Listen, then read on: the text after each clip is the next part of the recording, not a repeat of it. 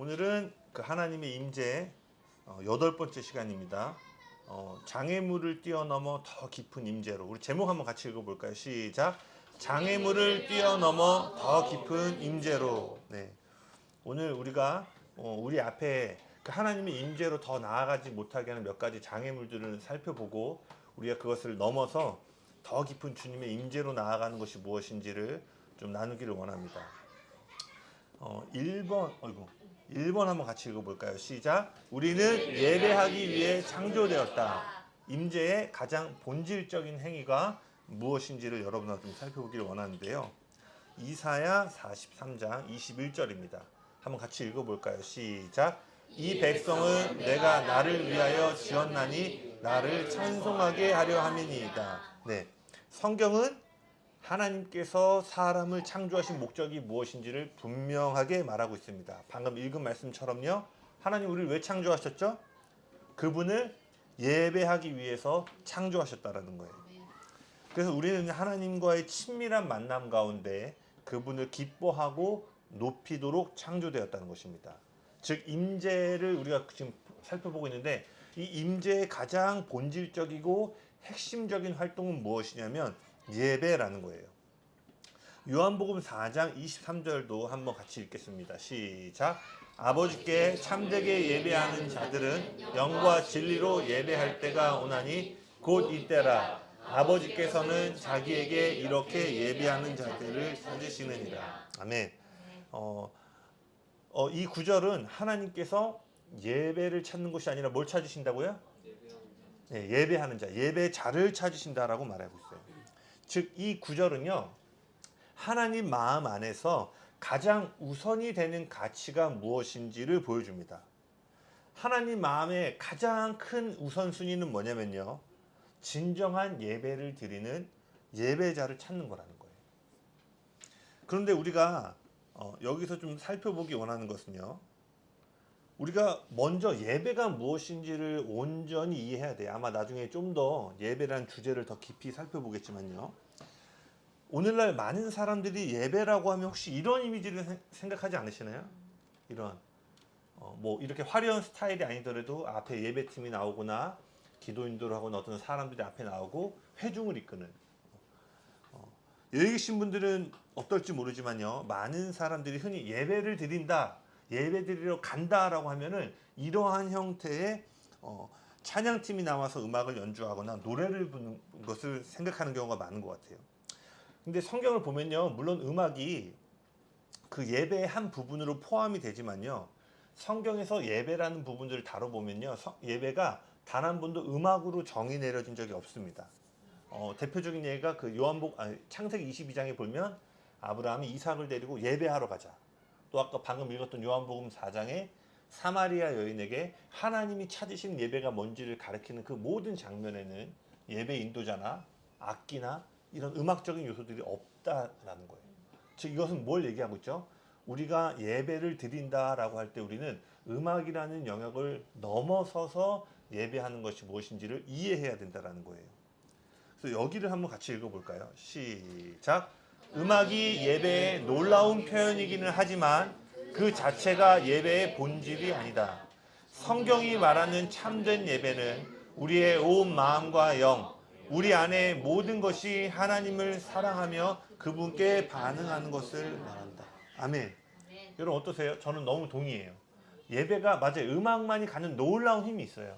그렇기 때문에 예배의 놀라운 가장 어떻게 보면 강력한 표현 중에 하나가 음악인 것은 맞지만 이것이 본질이 아니라는 거예요.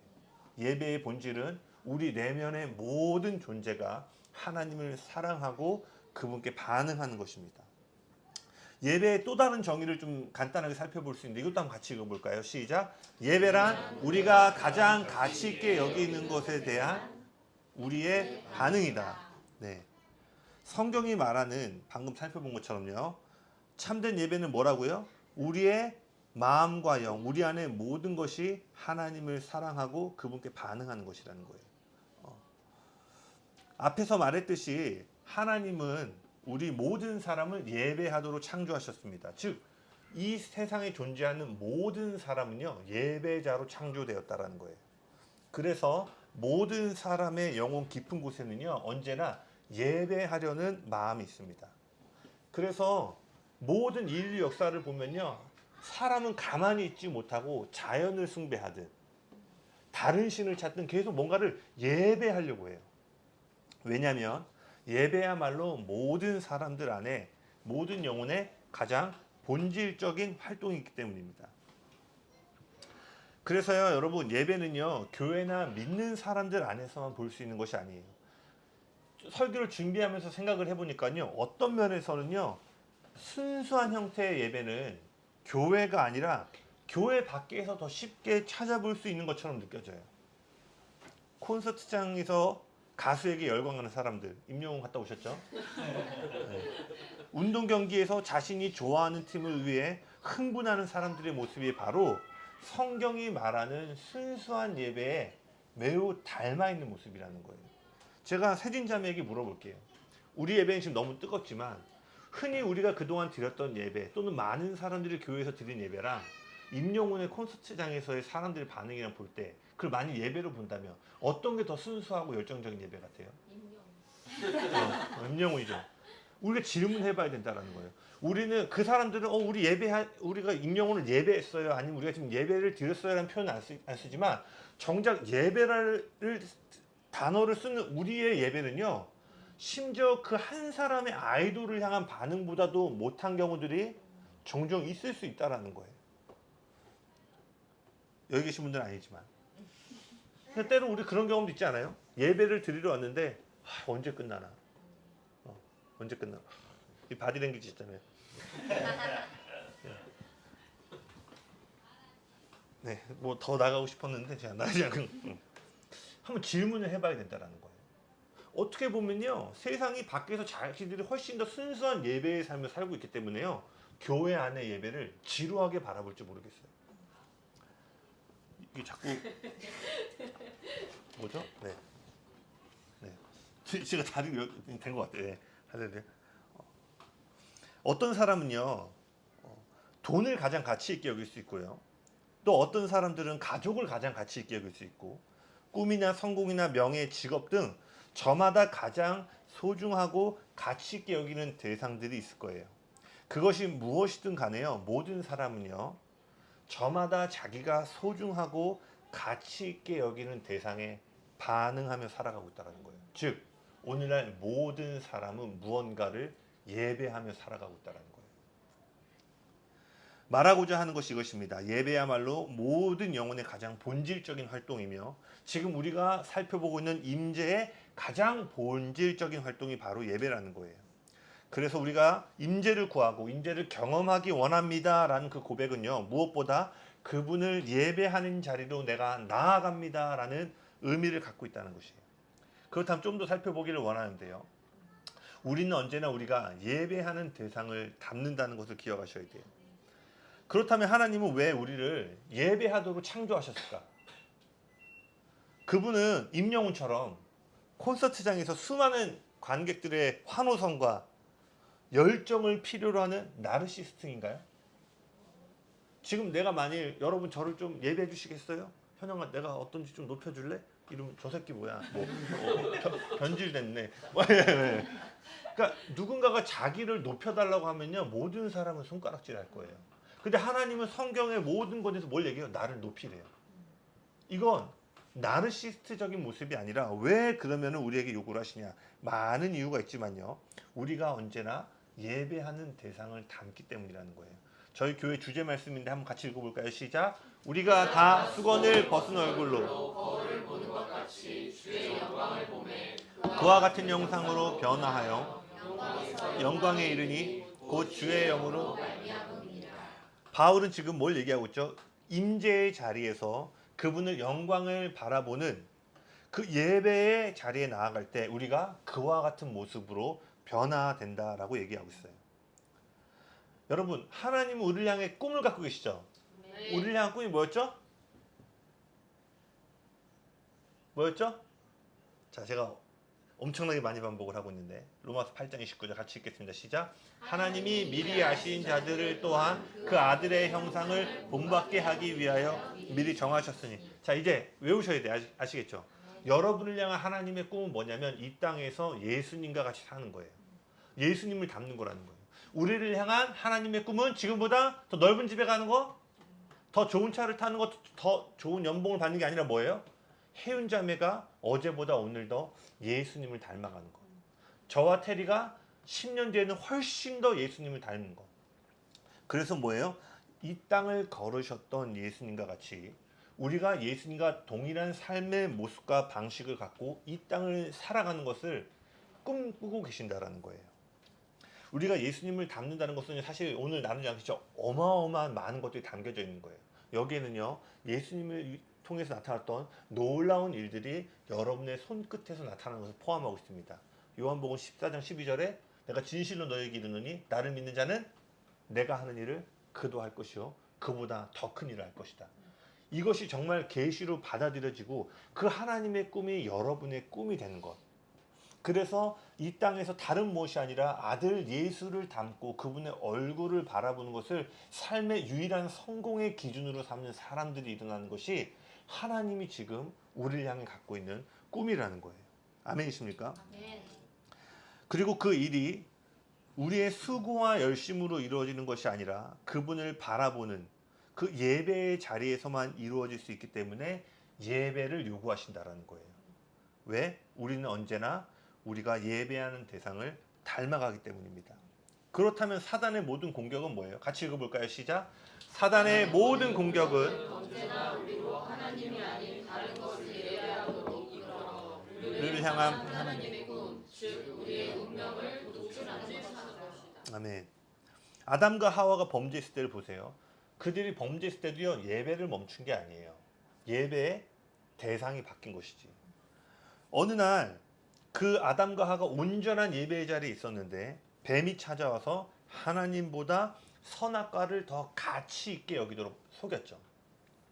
그 전까지는 하나님을 가장 가치 있게 여기면서 반응하는 예배의 삶을 살았는데 뱀이 미혹하고 나서 뭐예요? 선악과가 가장 가치 있게 여기고 가치 있다고 여기고 거기에 반응하는 선악과를 예배하는 삶으로 옮겨지게 되었어요. 우리가 아는 것처럼 하나님이 아닌 선악과라는 잘못된 대상을 예배할 때 아담과 하와 그들의 인생을 향한 목적과 능력이 도둑질 당합니다. 그들이 잘못된 대상을 예배했을 때요, 다스리고 정복하는 존재에서 섬기고 땀 흘려야만 무언가를 얻을 수 있는 고단한 종의 자리로 전락하게 돼요. 그래서 제가 구절을 잘못 썼는데 누가복음 4장 6절입니다. 성경 구절은 맞습니다. 같이 읽어볼까요? 시작. 이르되 이 모든 권위와 그 영광을 내가 내게 주리라. 이것은 내게 넘겨준 것이므로 내가 원하는 자에게 주노라. 사단이 뭐라고 얘기해요? 내가 넘겨받았다라는 거예요. 여러분이 잘못된 대상을 예배할 때요, 여러분의 운명과 그것을 성취하게 하는 능력이요, 마귀에게 넘겨져 옮겨간다라는 거예요. 그래서 여러분 명심하셔야 돼요. 예배의 자리에서 벗어난다. 내가 예배를 지금 잘 못 드리고 있다는 건요, 단지 내가 금요일날 예배 왔네 안 왔네, 주일날 교회를 갔네 안 갔네가 아니라 예배의 자리를 벗어난다는 것은 여러분 인생을 향한 하나님의 꿈, 그 운명이 도둑질 당하는 것이에요. 그러니까 어떻게 해야 돼요? 첫 번째도 예배고 두 번째도 예배고 세 번째도 예배. 아멘. 아멘. 이것이 바로 예배의 자리, 임재의 자리에서 벗어날 때 일어나는 일이에요. 여러분, 원수에게 넘겨주고 싶으세요? 그렇다면 뭘 해야 되는 거예요? 더 깊은 임재로 나아가야 된다는 거예요. 그렇다면 성경의 출애굽기 이야기를 좀 더 보기를 원하는데요. 이 출애굽기 이야기는요, 우리의 운명과 그 운명을 성취시키는 능력이 어떻게 우리의 삶 가운데 회복되는지, 그리고 원수가 얼마나 하나님을 예배하는 것을 싫어하고 그 예배드린 자리로 못 나가게 하는지를 보여줍니다. 바로가 모세에게 보인 반응은요, 오늘날 우리로 하나님의 목적과 계획에 들어서지 못하도록 방해하는 원수의 활동과 전략을 보여주고 있어요. 그래서 저는 우리의 운명을 도둑질하려는 오늘날 여러분의 그 권세를 가져가려고 하는 원수의 공격에 대해서 몇 가지 살펴보려고 합니다. 첫 번째 읽어볼까요? 시작. 분주한 삶. 출애굽의 목적은 뭐였죠? 출애굽기 5장 1절 한번 읽어볼까요? 시작. 그 후에 모세와 아론이 바로에게 가서 이스라엘의 하나님 여호와께서 이렇게 말씀하시기를 내 백성을 보내라. 그러면 그들이 광야에서 내 앞에 절기를 지킬 것이다. 아멘. 이 출애굽의 궁극적인 목적은 뭐예요? 예배의 자리로 나아가는 거예요. 물론 그들이 430년 동안 억눌려 있고 포로로 갇혀 있던 그 자유가 없는 삶에서 진정한 자유의 삶으로의 구원이었지만 더 본질적인 구원은 뭐예요? 예배하는 자리로의 구원이었다는 거예요. 그래서 모세가 이제 그 처음으로 바로를 찾아가서 하나님이 나를 부르셨고 나와 우리 백성을 이 광야에 나아가서 예배할 수 있도록 풀어달라고 얘기를 할 때 바로의 첫 번째 반응은 뭐냐면 절대로 그럴 수 없다라고 얘기합니다. 단칼에 거절할 뿐만 아니라요. 바로가 뭘 얘기하냐면 야, 이 녀석들 업무량이 좀 적으니까 허튼 생각하네. 전에는 지푸라기를 주고 벽돌을 만들라고 했는데 이제 원재료도 주지 않고 똑같은 양의 벽돌을 만들라고 얘기를 해요. 여러분, 우리가 예배하려고 할 때요, 원수는 여러분에게 예배하는 삶을 살지 못하도록 분주하고 바쁜 삶으로 유혹한다라는 것을 기억하셔야 돼요. 험난한 세상 속에서 조금이라도 안정적인 삶의 위치를 가지려면 세상은 뭐라고 얘기해요? 어제보다 네가 더 열심히 살아야지. 남들보다 조금 더 열심히 살아야지. 남들이 벽돌 5장 찍을 때 너는 10장을 찍어야 애굽에서 살아남을 수 있지라고 얘기를 하죠. 그렇게 되면 어떻게 돼요? 분주한 삶은 특정한 시간을 내려놓고 개인적으로 또는 함께 모여 예배한다는 생각을요, 가치 없게 여겨요. 그러니까 세상은 예배를 낭비로 보잖아요. 야, 그 시간에 하나라도 뭘 더 해야지. 아무것도 안 하고 거기 가서 예배를 드려? 여기 계신 분들 그런 생각을 안 하지만 우리 안에도 모르게 이거는 좀 비생산적인 것 같은데, 가치가 없는 것 같은데 라는 분주한 삶이 몰려오면 조바심 가운데 그럴 수 있다는 거예요. 마치 이런 거죠. 누가 자영업을 해. 예배를 드리고 있어. 근데 예배 끝날 때쯤이면 나 끝나고 빨리 가게 열어야 되는데. 그러니까 온전히 예배에 집중하는 것이 아니라 이미 내 마음은 어디에 가 있는 거예요? 장사하는 쪽에 계속 가 있는 거예요. 그렇게 되면 우리는 우리의 운명을 성취하는 예배의 자리로 나아갈 수 없다는 거예요. 두 번째 같이 읽어볼까요? 시작. 변화 없는 삶입니다. 네 번째 재앙이 애굽에 임할 때까지요, 계속해서 바로는 그냥 안 된다고 얘기를 해요. 그런데 네 번째 파리가 온 땅을 덮는 재앙을 겪고 나서 바로가 뭘 얘기하냐면 출애굽기 8장 25절 읽어볼까요? 시작. 바로가 모세와 아론을 불러 이르되 너희는 가서 이 땅에서 너희 하나님께 제사를 드리라. 바로가 뭘 얘기를 해요? 이 땅에서 예배해라. 예배는 해도 되는데 이 땅에서 예배하라고 그래요. 원수는 언제나 여러분이 예배 드려야 될 임재의 자리가 아니라 애굽의 땅에서 예배를 드리라고 유혹합니다. 이 애굽은 어떤 곳이에요? 바로가 영향력을 갖는 땅이죠. 즉 원수가 영향력을 갖는 세상을 의미하는 거예요. 그래서 이 땅에서 예배를 드리라는 말은요, 세상 가운데 중심을 둔 변화가 일어나지 않는 예배를 의미하는 거예요. 그래서 여러분 기억하셔야 돼요. 원수는요, 여러분의 삶에 여러분이 드리는 예배가 어떠한 변화도 요구하지 않잖아요. 그럼 얼마든지 가서 예배하라고 그래요. 진정한 예배는 언제나 변화와 자유를 가져옵니다. 아멘. 그리고 이러한 은혜를 경험한 사람은 자연스레 주님께 헌신하는 삶으로 나아가기 마련이에요. 그런데 이러한 변화가 일어나지 않으면 어떻게 돼요? 예수님을 향한 헌신이 존재할 수 없게 되고요. 그 결과 헌신이 없는 예배, 변화가 없는 예배의 끝이 뭔지 아세요? 자기 자신을 위한 우상 숭배입니다. 왜? 내 삶을 위해, 내 자녀를 위해 예배하는 거예요. 내가 하고 있는 비즈니스가 좀 더 잘 됐으면 하는 마음에 예배를 드리는 거예요. 변화는 관심이 없는 거예요. 뭐예요? 내가 무엇을 얻을 수 있는가를. 그러니까 이게 뭐예요? 정한수 떠놓고 비나이다 비나하는 거랑 똑같은 거예요. 즉 변화가 없는 예배의 끝은 뭐냐면 종교입니다. 이처럼 원수의 영역인 이 땅에서 계속 예배하잖아요. 우리는 세상과 전혀 구별되지 않는 모습으로 살아가게 되고요. 입으로는 우리가 그리스도인이라고 말하지만 세상 속에서 그리스도인들만이 나타낼 수 있는 영적인 생명력이나 능력을 나타내지 못하는 무능력한 종교인으로 살아가게 된다는 거예요. 20세기에 유명한 캠벨 몰간이라는 신학자가 이런 얘기를 합니다. 같이 읽어볼까요? 시작. 삶의 방식으로서의 예배가 성소에서의 예배란 무의미하다. 아멘. 동의하세요? 네. 여러분이 오늘 이 자리에 나오기 전에 일상의 삶에서 변화되어지는 삶을 경험해야지만, 근데 6일 동안 아무 변화가 없어. 물론 우리가 모였을 때 이 예배에도 분명히 하나님이 일하시고 6일 동안 우리 안에 굳어진 마음들, 변화되지 않았던 모습들을 우리가 회중으로 모일 때 강력한 임재로 주님이 만지십니다. 그렇지만 더 깊이 들어가면 뭐예요? 6일 동안에 변화되지 않잖아요. 그럼 이 예배도 우리의 마음을 점점 더 굳어지게 만들 수 있다는 거예요. 아마 여러분도 이런 경험도 해보셨을 거예요. 아무런 기대 없이 본당에 오거나 언제 끝나나 하는 마음에, 근데 오늘 예배팀이나 목사님의 설교나 사역자의 설교를 통해 돌아갈 때는 어때요? 좀 더 마음이 깨어나서 돌아가죠. 그러나 이것이 어떻게 돼요? 또 6일의 삶 가운데 단단하게 굳어지는 거예요. 계속 반복되니까 뭐예요? 변화가 일어나지 않죠. 그러니까 세상이 어떻게 해요? 여러분의 삶을 궁금해하지 않는 거예요. 니나 나나 다를 바가 없는 것 같은데, 어떤 면에서는 임영웅 콘서트가는 내가 더 순수한 예배자 같은데, 뭐 이런 얘기는 안 하겠지만, 아마 임영웅 콘서트 그 앞자리에 앉으신 어머님들이 오늘 우리 예배를 본다면, 네, 야 임영웅이 더 저 뭐란 거죠? 할렐루야. 네. 여러분, 세상 가운데 주님이 우리를 빛과 소금으로 보내셨어요. 아멘. 이 빛과 소금의 부르심, 그 운명을 따르길 원한다면요, 이제 세상 가운데 살되 세상과 전혀 다른 모습을 가지셔야 된다는 거예요. 아멘. 교회 밖에 나가면 누가 그리스도인인지를 도무지 알 수 없을 정도로 세상과 닮은 모습으로 살아가고 있다면, 여러분, 바로의 땅에서 예배를 드리고 있는 거예요. 이제 거룩한 땅으로 나아가야 될 때인 줄로 믿습니다. 아멘. 세 번째 같이 읽어볼까요? 시작. 부분적인 변화와 순종에 안주하는 삶.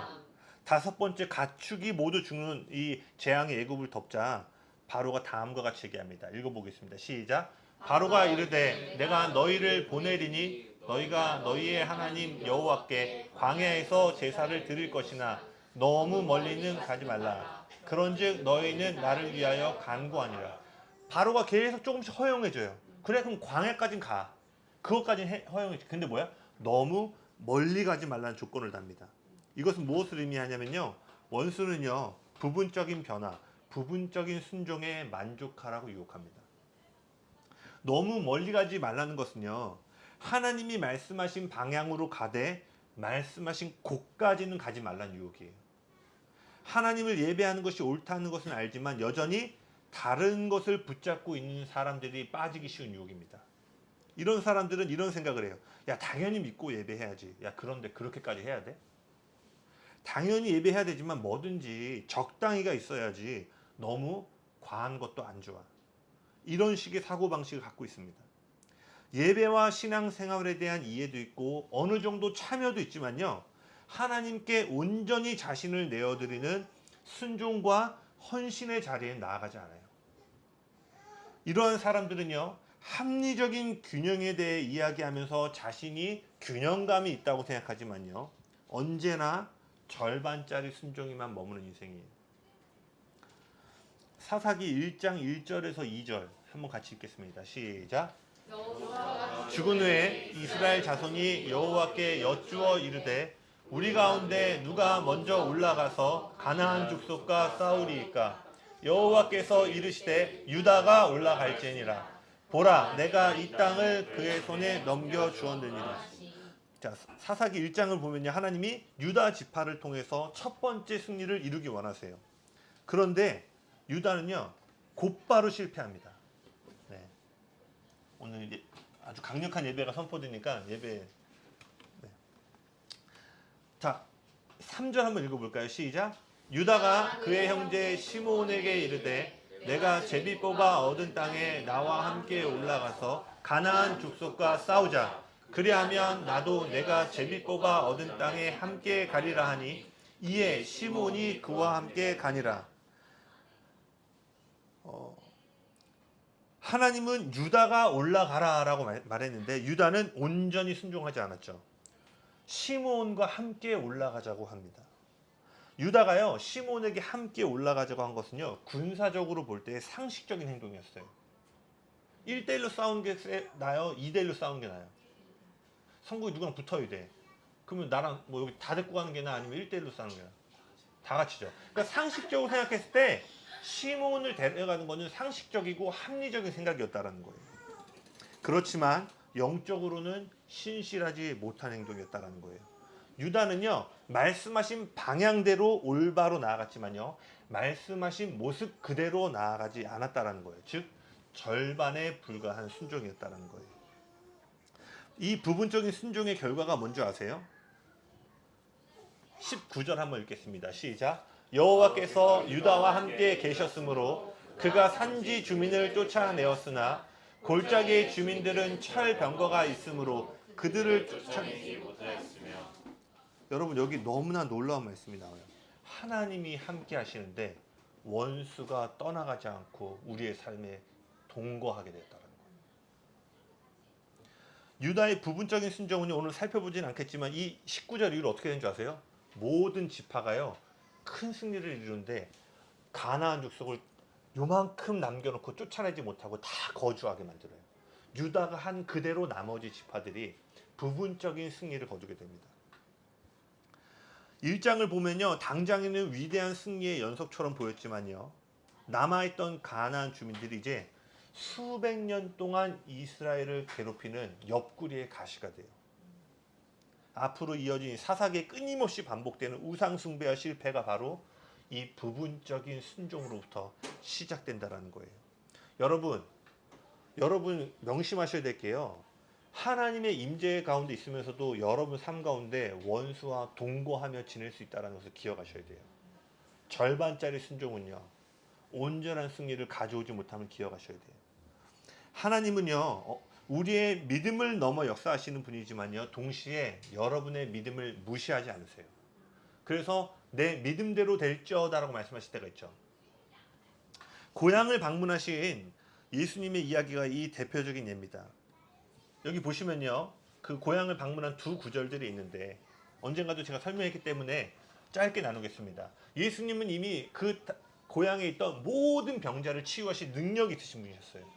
그리고 고향 사람들은 예수님과 지금 함께 있어요. 즉 예수님의 임재 안에 들어가 있는 거예요. 그런데 여기 보시면 뭐예요? 그들이 믿지 않음으로 말미암아 모든 치유의 근원이 되시는 예수님의 임재 가운데도 있음에도 불구하고 다만 소수의 사람들만이 그 임재를 맛볼 수 있었다는 거예요. 여러분이 절반짜리 믿음으로 나아갈 때요. 여러분의 삶을 완전히 해결하실 수 있는 하나님의 임재 가운데 있음에도 불구하고요. 간헐적인 하나님의 승리만을 맛보는 예배를 경험할 수 있다라는 거예요. 여러분, 부분적인 순종, 믿음이 없는 합리적이고 상식적인 생각은요. 이처럼 파괴적인 결과를 가져온다는 것을 명심하셔야 돼요. 하나님과 함께하지만 하나님이 주시는 축복을 경험하지 못하는 삶이 됩니다. 하나님이 말씀하신 방향으로 가고 있다고 해서 만족해서는 안 돼요. 하나님이 말씀하신 그대로 말씀하신 곳까지 가는 순종이 있어야 됩니다. 여러분 기억하세요. 부분적인 순종은 언젠가 완전한 상실로 이어지게 된다는 거예요. 네 번째는 같이 읽어볼까요? 시작. 독립적 삶. 공동체가 결여된 개인주의적 예배입니다. 여덟 번째 메뚜기 재앙 이후에요. 이제 바로가 이렇게 얘기합니다. 같이 읽겠습니다. 시작. 그렇게 하지 말고 너희 장정만 가서 여호와를 섬기라. 이것이 너희가 구하는 바니라. 이에 그들이 바로 앞에서 쫓겨나니라. 바로가 뭐야? 그래? 그럼 그 멀리까지 가. 처음에는 광야도 안 된다고 했는데 광야를 허락해줘. 멀리 안 된다고 했는데 멀리까지 가고. 그래 온전하게 끝까지 가봐. 근데 뭐예요? 너희 남자들만 가. 원수는요 우리로 연결되지 않은 상태의 예배, 즉 연합이란 요소가 제외된 예배를 드리라고 유혹합니다. 물론 방금 이 말씀에 가장 먼저 문자적인 해석은 뭐냐면 여러분의 가정에 대한 것이에요. 원수는요 온 가족이 하나님의 목적으로 연합되어 하나님을 예배하는 것을 두려워합니다. 반대로요 원수는요 가정에 믿지 않는 사람들이 있을 때 얼마나 자신이 쉽게 그들의 운명을 도둑질하기 할 수 있는가를 이해하고 있어요. 그래서 아마 여기 가운데 믿지 않는 가족 구성원을 뒀을 때 얼마나 그 신앙의 여정 가운데 어려움이 있는가를 경험해 보시는 분들이 있을 거예요. 저도 저희 어머니 네 여기까지만 하겠습니다. 와에 모든 게 들어있죠. 제 수십 년이 지금 압축되는 거짓말하며 사역을 하고 다녔던 어머니 지금 믿으십니다. 혹시 온라인으로 되게 이런 걸 신경 쓰게 되네요. 네. 지금 저도 웃으면서 얘기하지만요. 저희 어머니가 신앙이 없을 때 저랑 어마어마한 진짜 너무나 힘든 여정들을 걸어갔던 것을 기억하게 돼요. 그래서 원수는 할 수만 있으면 여러분 가족 중에 일부만이 구원을 받고 나머지는 외면을 받는다면 얼마든지 예배하라고. 그러나 신약에 보면 하나님의 구원 계획은 가족 중에 몇 사람만이 구원을 받는 게 아니라 뭐예요? 모든 구성원이 구원을 받는 거예요. 주 예수를 믿으라. 그리하면 너와 내 집이 구원을 얻게 됩니다.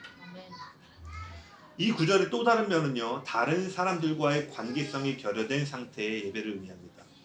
너희만 가서 예배를 드려.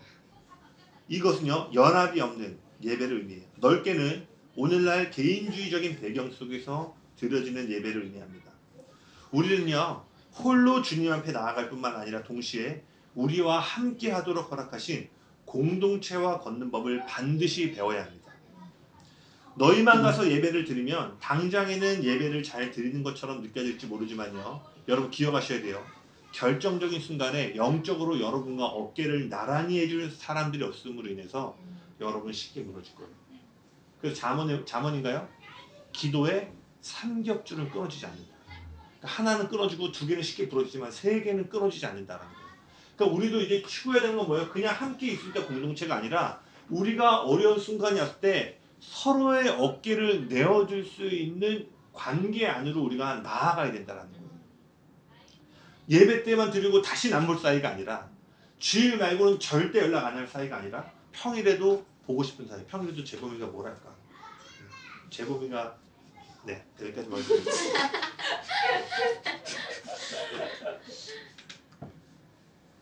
그 저의 기쁨 항상 주일 아침에 재범에게 연락합니다. 화이팅. 절대 시스템을 담당하고 있기 때문이 아니에요. 재범이 보고 싶어서. 제가 어제도 최근에 또 보냈잖아요, 그렇죠? 보고 싶다고. 네, 어제죠. 네. 뭐였죠? 네. 네, 나를 넘어서. 자, 절절 한번 해볼까요? 나를 넘어 우리의 자리로 나아가야 한다. 우리의 자리로 나아가야 한다. 5번째 마지막 장애물입니다. 같이 읽어볼까요? 시작. 희생 없는 삶. 마지막으로 9번째 흑암의 재앙이 닥치자 바로가 이렇게 얘기를 합니다. 같이 읽겠습니다. 시작. 바로가 모세를 불러서 이르되 너희는 가서 여호와를 섬기되 너희의 양과 소는 머물러 두고 너희 얻은 것들은 너희와 함께 갈지니라. 이제 뭐예요? 장정 말고 너네가 다 가. 그런데 양과 소, 번제물은 여기다 두고 가라고 얘기합니다. 성경에서 예배에서 성경이 말한 예배의 가장 핵심이 되는 부분이 뭐냐면 희생입니다. 그래서 구약의 모든 예배는요, 이 정도까지 이렇게까지 해야 돼 할 정도로요, 재물을 다루고 잡는 법을 가르치고 있어요. 백종원 선생님 저리 가라. 세밀하게 어떻게 각을 뜨고 어떻게 하나님께 드려야 되는지. 모든 예배에는요, 구약에 희생 제물이 반드시 드려져야 됩니다. 그리고 사실 이 구약의 희생은요, 앞으로 우리를 위해 대속물이 되실 예수님을 예표하는 희생이었죠. 그래서 이제 예수님이 오셨고 그분이 이전에 모든 동물의 피 흘림으로 사할 수 없었던 그 죄를 친히 자신이 제물이 되어 피를 흘리심으로 그 모든 희생 제사의 요구를 채우셨어요. 그 결과 이제 우리는 더 이상 주일에 예배 나서 양이나 염소의 피를 흘리지 않죠. 그러나 여러분 기억하셔야 돼요. 희생 제사가 없어졌다고 해서 예배 안에 있는 희생의 개념까지 없어진 것은 아니라는 거예요. 그걸 잘 알려주고 있는 말씀이 로마서 12장 1절입니다. 같이 읽겠습니다. 시작. 그러므로 형제들아, 내가 하나님의 모든 자비하심으로 너희를 권하노니 너희 몸을 하나님이 기뻐하시는 거룩한 사제물로 드리라. 이는 너희가 드릴 영적 예배니라. 바울은 이제 성전에 가서 제단 위에 동물의 피를 뿌리진 않지만 하나님이 받으시는 영적 예배는 이제 우리의 몸을 산 제물로 드리는 헌신이 여전히 포함되어 있다라고 말하고 있습니다. 그리고 로마서 12장은요, 뭐라고 되죠? 그러므로 라고 시작하고 있어요. 로마서는요, 앞에 1장부터 11장까지가 한 단락이고요, 뒤에 5장이 두 번째 단락입니다. 즉 지금 바울은요, 로마서 1장부터 11장까지 믿음으로 주어지는 그 로마서를요, 복음의 꽃이라고 얘기를 하거든요. 그러니까 구원에 관한 가장 하이라이트들을 다 담아놓은 복음의 정수를 로마서라고 얘기를 해요. 그래서 이 1장에서 11절까지 하나님의 은혜로운 선택, 복음, 성령 이런 것들을 다 얘기합니다. 그리고 나서 12장에 와서 그러므로 이제 이 복음에 합당한 삶을 내가 너에게 권한다라고 얘기를 하는 거예요. 바울은 마치 이렇게 말하는 거예요. 너희를 위해 모든 것을 주신 분, 너희를 위해 십자가 위에서 물과 피를 쏟으신 예수님을 보았는가? 너희를 위해 자신을 조금도 아끼지 않으시고 희생하신 예수님을 보았는가? 그렇다면 이제 어떻게 반응하겠는가? 우리의 합당한 반응은 무엇인가? 그리스도께서 너희를 위해 산 제물이 되신 것처럼 이제 너희가 그리스도를 위해 산 제물로 나아가야 한다. 이것이 바로 너희가 드릴 합당한 예배, 영적 예배니라. 고 로마서 12장에서 바울이 선언하고 있는 것입니다. 여러분, 합당한 예배, 영적 예배는 11조나 헌금, 공예배에 참석하는 것만이 아닙니다. 물론 이러한 것들을 포함하고 있지만 이러한 책임을 감당하는 것이 진정한 예배의 본질이 아닙니다. 산 제물로 드리라는 말씀은 우리의 전 삶을 주님을 위해 온전히 드린다는 것을 의미합니다. 이것이 바로 영적 예배의 참된 모습입니다. 오늘날 현대인에게 있어서 가장 큰 도전은 뭐예요? 시간과 재정을 주님께 드리는 거예요. 아브라함을 보세요. 그가 예배를 드리러 갈 때 거기에는 이삭을 드리는 희생의 개념이 가장 중요한 위치에 놓여져 있었어요. 여호와 이레의 임재를 경험하기 원한다면 우리의 이삭을 기꺼이 주님께 드릴 준비가 되어 있어야 한다는 거예요. 여러분, 아무런 희생이 요구되지 않는 자리에서 하나님을 사랑하고 섬긴다라고 하는 것은요, 누구나 할 수 있어요. 희생이 요구되지 않을 때는요, 누구나 그렇게 말할 수 있어요. 그러나 큰 희생이 요구될 때는요, 오직 진정으로 그분을 사랑하고 따르는 자들만이 위험을 감수하는 순종의 자리로 나아갈 수 있다는 거예요. 다시 말해 희생이야말로 더 깊은 사랑과 믿음으로 들어서는 문이 된다는 것입니다. 마지막으로 아브라함은 모리아 산에서 뭘 받게 되죠? 열방을 위한 축복을 받았어요. 아브라함은요, 자신이 드린 것과는 비교할 수 없는 훨씬 더 많은 것을 하나님으로부터 받게 되었습니다. 우리는 언제나요, 하나님이 여러분에게 주시는 것보다 하나님께 더 많은 것을 줄 수 없음을 기억하셔야 돼요. 주님은 우리가 사랑하는 것들을 기꺼이 주님을 위해 드릴 때, 그 순종하는 여정을 걸을 때요, 여호와 이레의 축복을 더하신다라는 것입니다. 네. 구체적인 실천 사항입니다. 안정하시고. 분주한 삶에 대한 구체적인 적용은요, 계속 제가 같은 얘기를 하고 있죠. 구체적인 시간과 장소를 정해서 멈춤의 시간을 가지셔야 돼요. 제가 지금 몇 차례 얘기를 하고 있는데 여전히 구체적인 시간과 장소를 정하고 있지 않다면 여러분, 바로의 땅에서 예배를 할 유혹이 커진다는 걸 기억하셔야 돼요. 빨리 시간과 장소를 정하여 멈춤의 시간을 반드시 가지시길 바랍니다.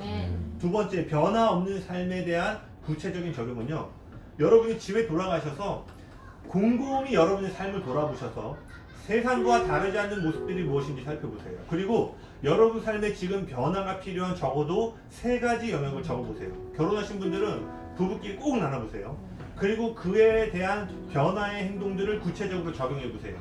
예를 들어 내가 일터에서 밥 먹을 때 식기도를 안 한다. 성국이 식기도 하시죠? 할렐루야?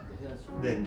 이렇게 변화되는 거예요. 자, 비치는 교회의 식기도의 스탠다드를 보여드릴게요. 어제 나왔습니다. 자, 성국이가 변화되는 예배자를 간다는 건 뭐냐면, 갑자기 밥 먹을 때 됐는데 다 식탁에서 그냥 도시락 깠는데 성국이 갑자기 감사합니다. 근데 이거 보면 천국은 어린아이들 것이라고 부끄러움이 없는 거잖아요. 갑자기 그러더니 유민이가 야 손들래 그러더니, 그러니까 요즘 키즈앱에서 뭐 유아가 기도할 때 다 손들고 기도 시키나봐. 그러니까 얘네는 다른 사람들이 어떻게 보냐고 관심 있는 게 아니라 그냥 본대로 하는 거예요. 근데 때로는 우리는 믿지 않는 사람들의 눈치를 너무 많이 봐서 부끄러워하는 거 아니에요?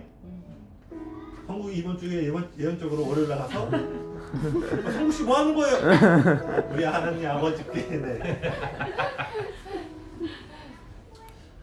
제가 약간 이렇게 밝게 말했지만요, 세상이 이걸 보기 원한다는 거예요.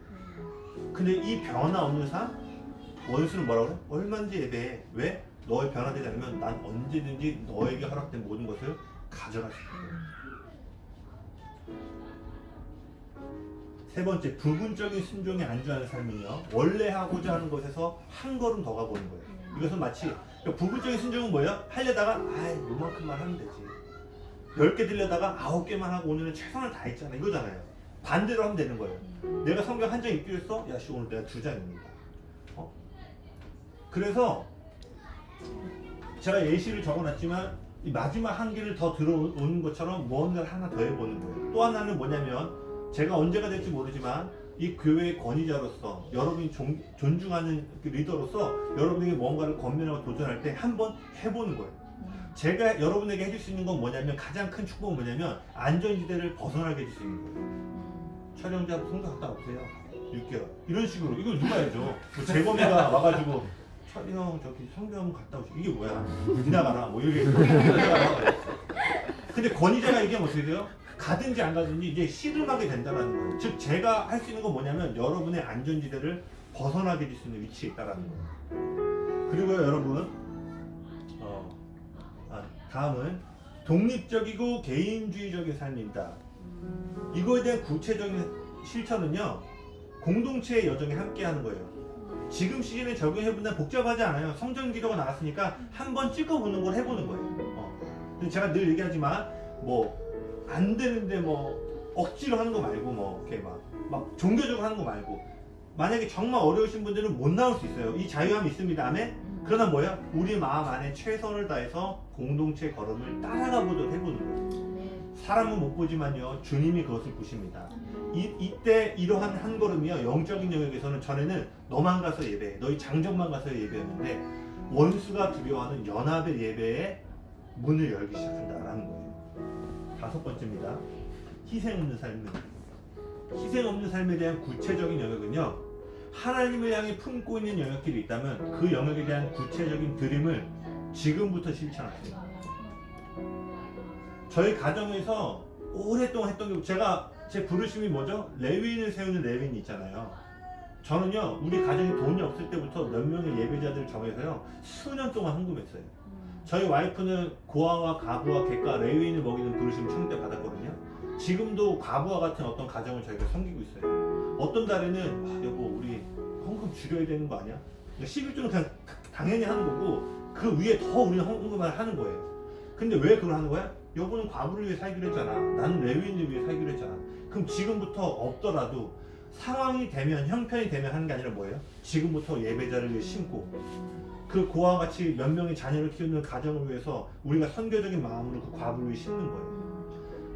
그래서 때로는 정말 빡빡할 때는 뭐 한정을 줄이거나 금액을 낮춘 적 있지만, 지금까지도 우리가 그 일에 헌신하는 것을 포기하지 않고 나아갔다라는 거예요.